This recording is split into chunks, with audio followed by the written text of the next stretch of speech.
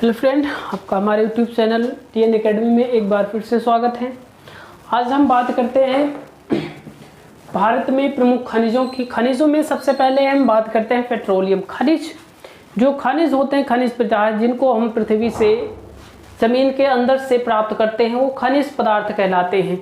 तो उसी की श्रेणी में एक हमारा पेट्रोलियम है। पेट्रोलियम जो एक मुख्य खनिज पदार्थ है जिसकी खपत इस समय पूरे भारत ही नहीं पूरे विश्व में बहुत ही अधिक पैमाने पर हो रही है।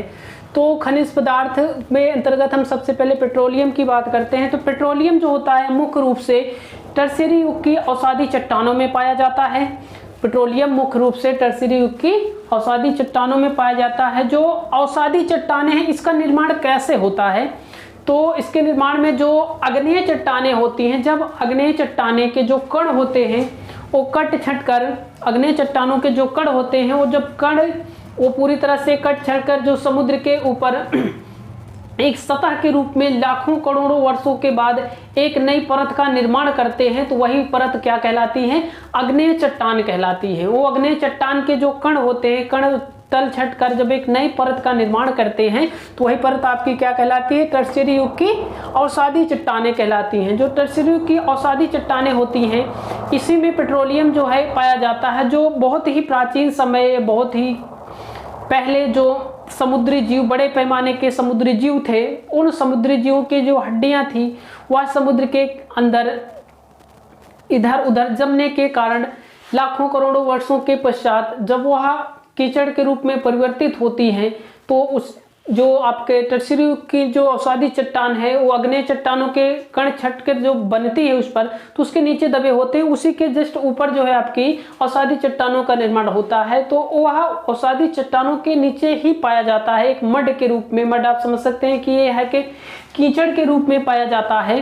तो जो टर्शियरी युग की अवसादी चट्टानों का निर्माण होता है, ये आप किसके द्वारा होता है? ये आग्नेय चट्टानों के जो कण होते हैं, वो कण जो तल छट कर एक नई परत का निर्माण करते हैं, तो उससे टर्शियरी युग की अवसादी चट्टानों का निर्माण होता है। इन चट्टानों में पेट्रोलियम जो है वह एक कीचड़ के रूप में पाया जाता है। उसमें मुख्य रूप से क्या क्या होता है? वह मुख्य रूप से हाइड्रोकार्बन यौगिक का मिश्रण होता है। जो पेट्रोलियम होता है, पेट्रोलियम जो है वो एक हाइड्रोकार्बन यौगिक का मिश्रण होता है और उसमें 70% तेल और 30% प्राकृतिक गैसें पाई जाती हैं। तो कीचड़ मड के रूप में पाया जाता है। उसके जस्ट ऊपरी सतह में नेचुरल गैसेस, प्राकृतिक गैसेस पाई जाती हैं, जिसमें तेल का प्रतिशत जो पेट्रोलियम है 70% होता है, शुद्ध नहीं होता है। उसमें आपका जो 30% होता है प्राकृतिक गैस होता है। और भारत की बात किया जाए तो भारत में जो पेट्रोलियम उत्पादन का कुल योगदान है वो टोटल अपतटीय क्षेत्र होते हैं, जो भारत के एक समुद्र से किनारे वाले क्षेत्र हैं, उनको अपतटीय क्षेत्र बोला जाता है। वो 66% योगदान देते हैं पेट्रोलियम के उत्पादन में भारत में। तो इसके अंतर्गत जो 66% का पेट्रोलियम उत्पादन होता है भारत में, अपतटीय क्षेत्र का योगदान होता है। एशिया में सर्वप्रथम पेट्रोलियम उत्पादन जो है 1867 में माकूम असम में किया गया था। माकूम असम का एक क्षेत्र है जहां पर सर्वप्रथम 1867 ईस्वी में पेट्रोलियम का उत्पादन किया गया था। उस एरिया का नाम माकूम आपका असम है, असम में स्थित है। और माकूम में ही देश का पहला तेल कुआं खोदा गया था, जो माकूम आपका असम में स्थित है। असम में के माकूम में पहला तेल का कुआं खोदा गया था, जो एक बहुत ही छोटे स्तर का था। वह भारत में पेट्रोलियम उद्योग की शुरुआत जो हुई वह 1889 में हुई, जब डिगबोई में दूसरा कुआं खोदा गया। डिगबोई आपका कहाँ पर स्थित है? डिगबोई भी आपका असम में स्थित है। तो भारत में जो पेट्रोलियम उद्योग की शुरुआत की गई थी वो 1889 ईस्वी में की गई थी। उस समय जब असम में ही डिगबोई में एक दूसरा कुआं खोदा गया था। तो अगर आपसे पूछा जाए कि भारत में पेट्रोलियम उद्योग की शुरुआत कब की गई थी, तो 1889 में की गई थी, जब असम में के डिगबोई में दूसरा तेल का कुआं खोदा गया था।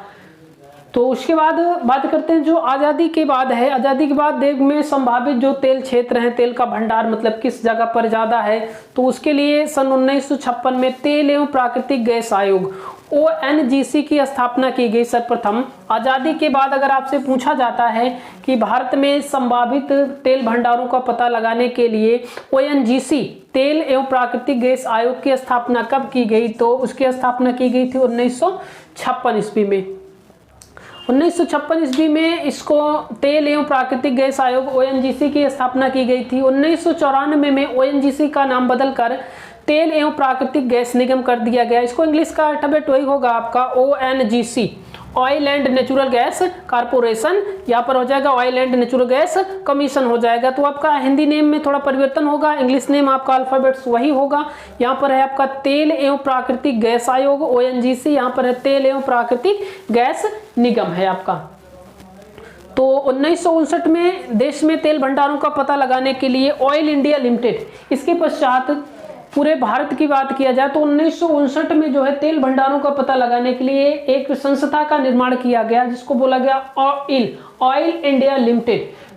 इसके अतिरिक्त इस संस्था के द्वारा भारत में स्थित या उसके तटीय क्षेत्रों में स्थित जगह जगह पर कहां पर तेल के भंडार पाए जाते हैं, कहां पर नहीं पाए, उसकी खोज इस संस्था के द्वारा का मुख्य कार्य था कि जगह जगह पर इसकी खोज करें। उसके बाद अगर हम बात करें कि जो ONGC थे, ONGC जो है वो सहायक रूप से विदेशी लिमिटेड, जो विदेशी तेल भंडारों का पता लगाने के लिए जो ONGC के सहायक रूप में विदेश लिमिटेड OBL की स्थापना जो है 1965 में किया गया था। ONGC की सहायता से ही विदेशों में OBL की स्थापना 1965 में की गई थी। OBL जो है भारत की सबसे बड़ी बहुराष्ट्रीय निगम है।